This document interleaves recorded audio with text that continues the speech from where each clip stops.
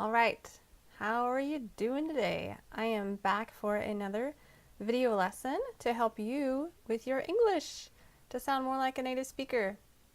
All right, so what I'm going to talk to you right now is a couple of words that some students get confused with.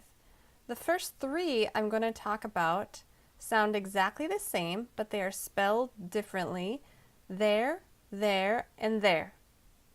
Okay, so the first one, T-H-E-I-R. What does that one mean? There. So for example, when I talk about plural people, right, more than one person, and I talk about something that they own or that they have, right? So it's a possessive pronoun that is for plural people, right? It's like they, and now we turn that into their, right? So if I say, for example, whose jackets are these? Whose jackets are these? So I'm asking, I don't know, who do they belong to, right? So whose jackets are these?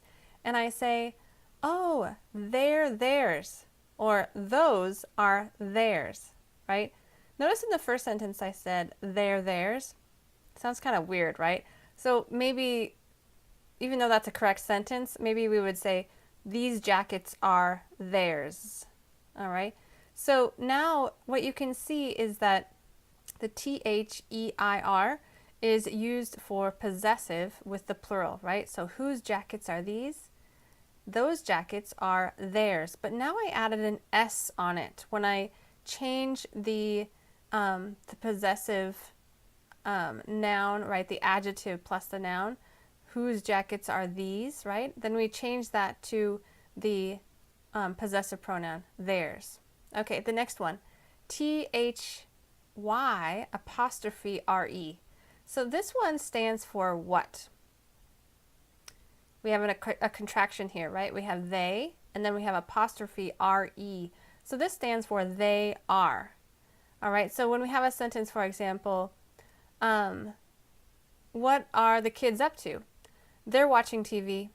They are watching TV. So now it's like I'm using the be verb is, right? But I'm changing it into are for they are.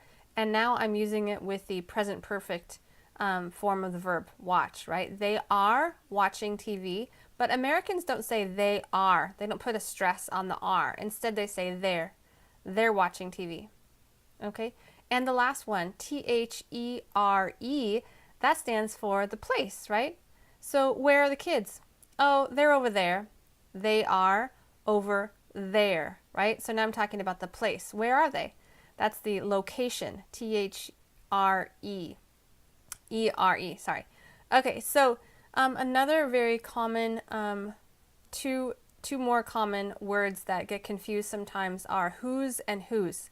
So the first one, whose jackets are these? Remember that sentence that I had before? Whose jackets are these? W-H-O-S-E. Okay, so this stands for the possessive. When you want to know who they belong to, who is the owner of these? Possessive, right?